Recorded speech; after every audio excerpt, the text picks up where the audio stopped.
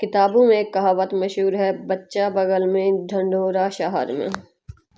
کیا آپ نے اس کی کبھی کہانی سنی ہے؟ آئیے میں آپ کو آج اس کی کہانی سناتی ہوں۔ گھر میں ہلچل کا سامان تھا، ایسا لگ رہا تھا جیسے ایمرجنسی نافذ کر دی گئی ہے۔ گھر کا ہر افراد پریشان ادھر ادھر دوڑتا بھاگتا نظر آ رہا تھا۔ تمام گھر والے ایک ہی چیز تلاش کر رہے تھے، یعنی دادی جان کا چشمہ۔ جب سے دادی جان کو بھولنے کی بیماری ہوئی تھی، آئے دن اپنی کوئی نہ کوئی چیز کہیں نہ کہیں رکھ کر بھول جاتی تھیں اور شامت آ جاتی تھی گھر کی۔ کیوں نہ کہ جب تک وہ چیز مل نہ جائے دادی جان خود سکون سے رہتی اور نہ ہی کسی اور کو چین سے بیٹھنے دیتی۔ اور چشمہ تو ان کے لیے بہت حساس اور نازک معاملہ تھا، کیونکہ اس کے عالم بھی دادی جان اپنے بچپن کے شوق کی بنا نہیں رہ سکتی۔ نزدیک کی نظر کمزور ہونے کی وجہ سے دادی جان پڑھنے کے لیے چشمہ لگاتی تھیں۔ صبح سویرے تلاوت کلام پاک اور اس کے بعد صبح ناشتے کے بعد تازہ اخبار پڑھنا دادی جان کا روزانہ کا معمول تھا۔ کل شب ہی تو انہوں نے اپنے چھوٹے سے کتب خانے سے کتاب نکالی تھی جو آج ان کو پڑھنی تھی۔ آج صبح جب قرآن حکیم پڑھنے کے لیے دادی جان نے میز سے اپنا چشمہ اٹھانا چاہا تو وہ اپنی جگہ موجود نہ تھا۔ بس اسی وقت سے چشمے کی تلاش جاری تھی۔ گھر کے ہر کونے کی تلاشی کی جا رہی تھی۔ مختلف افراد مختلف سمتوں میں چشمہ ڈھونڈ رہے تھے۔ حتیٰ کہ واشنگ مشین، فریج اور کپڑوں کی الماری تک میں چشمہ تلاش کر لیا گیا۔ امی نے تو باورچی خانے میں مصالحوں کے برتنوں تک بھی چشمہ دیکھ لیا تھا۔ پریشانی میں دادی جان کا بلڈ پریشر بڑھ گیا تھا جو ان کی صحت کے لیے خطرہ تھا۔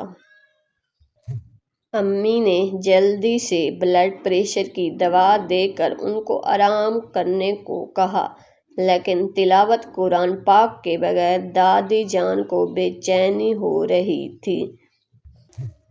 جو صورتیں ان کو زبانی یاد تھیں وہ پڑھ چکی تھیں اور پھر آج تو ان کا قرآن پاک ختم ہونے والا تھا۔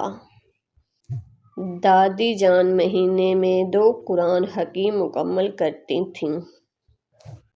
نے سونے سے پہلے خود میز پر رکھا تھا، پھر کہاں چلا گیا؟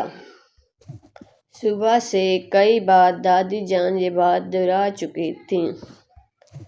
دادی جان کا چشمہ نہ ملنا تھا نہ ملا۔ بالآخر گھر والے تھک ہار کر بیٹھ گئے، کیونکہ سب مایوس ہو چکے تھے۔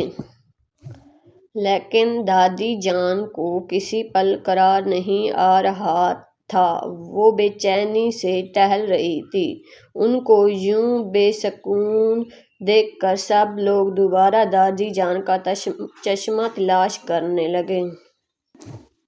دادی جان نے اعلان کر دیا کہ اگر چشمہ نہ ملا تو وہ آج ہی آنکھوں کے ڈاکٹر کے پاس جا کر آنکھوں کا ٹیسٹ کروا کر اپنا چشمہ بننے کو دے ڈالا۔ بہت دیر سے گھبراہٹ میں چہل قدمی کرتی دادی جان بہت اداس اور پریشان اپنے تخت پر آ کر بیٹھ گئیں۔ دادی جان کی عادت تھی کہ پان کی گلوری منہ میں ڈال کر مطالعہ شروع کرتیں۔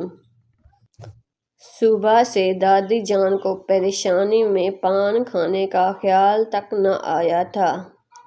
دادی جان نے نماز پڑھ کر انہوں نے پان کھانے کی نیت سے پاندان کھولا تو سامنے ہی پاندان کے ٹرے میں دادی جان کا چشمہ رکھا ہوا تھا۔ ارے یہ تو یہاں رکھا ہے پاندان میں! دادی جان نے پیشانی پر ہاتھ مارتے ہوئے کہا۔ میں نے تو میز پر رکھا تھا، یہاں کیسے آ گیا؟ پل بھر میں گھر بھر میں خبر پھیل گئی کہ دادی جان کا چشمہ ان کے پادان میں رکھا ہوا مل گیا۔ ابا میاں ہنس دیے، یہ تو وہی بات ہو گئی، بچہ بغل میں، ڈھنڈورا شہر میں۔